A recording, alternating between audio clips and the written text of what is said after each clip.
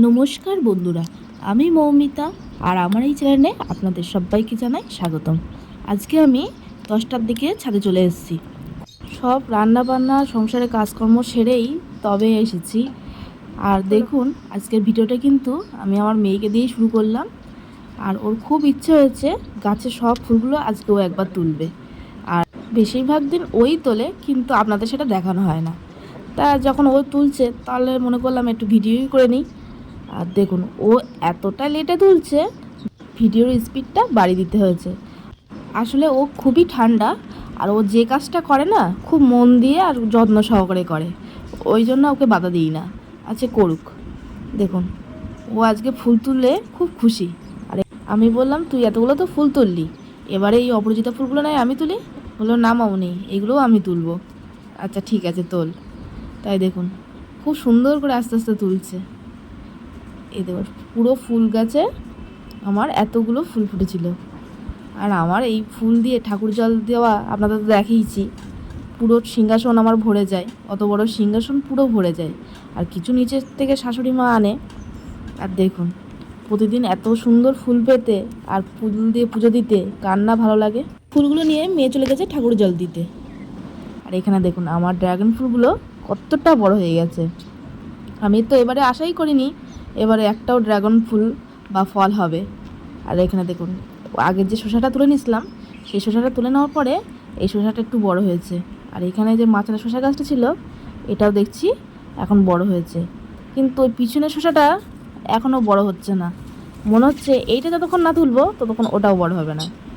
তাহলে আমার প্রতিদিন যে এত ফুল ফোটে, তার কারণ কিন্তু এটাই। আমি কোনো পাকা কলার খোসা ফেলি না। এটা কিন্তু কাঁচকলা না। আর এই পাকা কলার খোসার মধ্যে থাকে কিন্তু পটাশিয়াম, যা গাছের ফুল ফল আনতে সাহায্য করে। তাই আমি যখনই পাকা কলা আনে, আমি কিন্তু ফেলি না, সব রেখে দিই। আর অনেকে এটা রোদ্দুরে শুকিয়ে ব্যবহার করেন, কিন্তু আমি আর রোদ্দুরে দিই না, আমি ডাইরেক্ট দিই। আর এই ডিমের খোলাগুলো কাঁচা, কিন্তু এইগুলোকে আমি ভালো করে ধুয়ে রোদ্দুরে শুকিয়ে ব্যবহার করি। আর এইগুলো এখন ভেঙে নেবো, ভেঙে ছোটো ছোটো টুকরো করে নেবো। জানি না কতটা ভাঙা হবে, দেখছি। আমি তো এইটা দিয়ে ভাঙি না, তাও চেষ্টা করছি ভাঙার। পাশে আমার হাজব্যান্ড আছে, ওর সাথেই কথা বলছি আর আপনাদের সামনে ভিডিও করছি। আর ও আমাকে প্রচুরভাবে এই গাছ করতে সাপোর্ট করে, কেননা ও না থাকলে এই এত টব কেনা, এত গাছ কেনা আমার পক্ষে তো সম্ভব হতো না। ও আমাকে ভীষণভাবে হেল্প করে এই ব্যাপারে। আর এইখানে দেখুন, আমার ডিমের খোসাগুলো মোটামুটি গুঁড়ো করা হয়ে গেছে। আর এবারে আমি গাছের গোড়াটা একটু খুশে নেবো, যখনই দেবো তখনই একটু গাছের খোড়াটা খুশে নেবো। আর আজকে আমি ডিমের খোসাটা দিচ্ছি না, এখানে আমি কলার খোসাগুলোই দেবো। কারণ বেশিরভাগ ফুল গাছে আমি কলার খোসাই দিই, ডিমের খোসাটা ইউজ করি না। দেখুন, অল্প অল্প করে দিয়ে দিচ্ছি সব গাছে।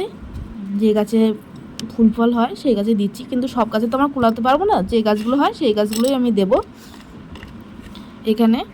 আর এইগুলো আস্তে আস্তে পচে কিন্তু মাটি হয়ে যাবে, এগুলো কোনো ফাঙ্গাস লাগবে না, কিচ্ছু হবে না। আমি তো এইভাবেই দিই, আমার কোনো অসুবিধা হয় না। আর এখানে দেখুন, এখানে যে কটা জবা গাছ আছে সে কটা জবা গাছে আমি গোড়ায় এবার খুশে নেবো, খুশে নিয়ে দিয়ে দিচ্ছি। সব প্রত্যেকটা গোড়ায় গোড়ায় আমি এবার দিয়ে দিলাম। দেখুন, এইভাবে থাকবে। আর গাছের চেহারা দেখে তো আপনারা বুঝতেই পেরেছেন গাছগুলো কতটা হেলদি আর কতটা তরতাজা হয়েছে। দেখুন, এই লক্ষ্মী জবা গাছে কদিন আগে পর্যন্ত আমার কুড়ি ছিল না, যার কারণে আমি মেলার থেকে কিন্তু আরেকটা লক্ষ্মী জবা কিনতে বাধ্য হয়েছিলাম। এবারে দেখুন, কুড়িতে ভরে গেছে। আর এটা আমার মেয়ের খুব পছন্দের শাক। এটাকে কেউ আপনারা নোটে শাক অথবা কেউ বৌটুটুরি শাক বলেন। আর দেখুন, ডিমের খোসাগুলো যে গুঁড়ো করেছিলাম, দেখুন এই যে শসা গাছটা আছে বালতির মধ্যে, এই গাছটাতে দিয়ে দিয়েছি। এতে ক্যালসিয়ামটা আমার ঘাটতিটা পূরণ হয়ে যাবে। আর এখানেও কিছু ওই শাক আছে, তুলে নেবো এক এক করে। আর এখানে ভীষণ দেখছি এখন দু একটা আগাছা আছে, এই আগাছাগুলো অল্প অল্প থাকতেই পরিষ্কার করে নিলে পরে কোনো অসুবিধা হয় না। যখন ঝাঁপ হয়ে যায় তখন তুলতে গেলে খুবই অসুবিধা হয়, মাটি সব বেরিয়ে যায়। তাই আস্তে আস্তে তুলে নেবো। আর আমার মেয়ে আজকে ছাদে এসে যেই দেখেছে এই শাক হয়েছে, মা আজকে তোলো এই শাক খাবো। তা হচ্ছে আমার তো রান্না হয়ে গেছে, আজকে তো আমি করতে পারবো না। ঠিক আছে, তোলো না, আমি কালকেই খাবো। তার কারণে বাধ্য হয়ে আমার শাকগুলো তুলে নিতে হচ্ছে। আর যেহেতু আমার সকালবেলা এসে আপনাদের সঙ্গে ভিডিও করা হয় না, তাই ভাবলাম ঠিক আছে তাহলে তুলেই নিই। দেখুন এখানে ওখানে করতে করতে আমার মেয়ের মতন শাক হয়েই গেছে। হয়তো আমাদের হবে না, ঠিক আছে ওর মতন শাক হলেই হবে। এবার এই শাকগুলোর গোড়ায় দেখুন প্রচুর মাটি আছে। এবার জলে একটুখানি ভালো করে ধুয়ে নেব। এটা বৃষ্টির জলে একটু ভালো করে ধুয়ে নিই, তারপর আবার নিচে গিয়ে ভালো করে ধুয়ে একটা প্যাকেটে করে রেখে দিলে অসুবিধা হবে না, তাজা থাকবে। অল্পই হয়েছে কিন্তু মেয়ের মতন হয়ে যাবে, ও ভীষণ ভালোবাসে এই শাক খেতে। আচ্ছা এখানে রেখে দিই, আর কিছু কাজ আছে ছাদে, সেই কাজগুলো একটু করে নেব। এবারে দেখুন এই লাঠি নিয়ে আমি কাউকে মারবো না, দেখুন কি করি। এখানে একটা গাছ দেখছি নেতিয়ে গেছে, আর গোড়ায় দেখছি জলও নেই। এই গাছের গোড়ায় একটু জল দিয়ে দেবো আগে, দিয়ে তারপর এই লাঠিটা কোনো রকমে ওর ভেতরে দাঁড় করিয়ে দিয়ে গাছটা সোজা করে রাখবো। এবার একটা দড়ি পেলে খুব ভালো হয়, পেয়ে গিয়েছি এখান থেকে ছাদেরতে, দেখুন বেঁধেও দিলাম, আপাতত থাক। আর এখানে আরেকটা গাছ আছে, এটা আমি ছোটো বোতল কেটে তার মধ্যে রেখেছি, ফুলগুলো খুব সুন্দর হয়।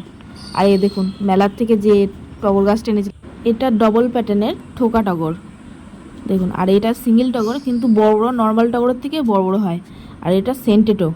আর দেখুন এখানে আমার কিছু অপরাজিতা গাছের ডালগুলো ঝুলেছিল, সেইগুলো একটুখানি দড়ির সাথে পেঁচিয়ে পেঁচিয়ে দিচ্ছি, যাতে ওরা ওই দড়ি দিয়েই ভালো করে বাইতে পারে। ভিডিওটি আর বেশি লম্বা করব না। আমার ভিডিওটি যদি আপনাদের ভালো লেগে থাকে তাহলে আমার চ্যানেলকে সাবস্ক্রাইব করে অল বাটনটা প্রেস করে রাখবেন, তাহলে আমি যখনই নতুন নতুন ভিডিও দেবো আপনার কাছে তাড়াতাড়ি চলে আসবে। এখন তাহলে চলি, টাটা।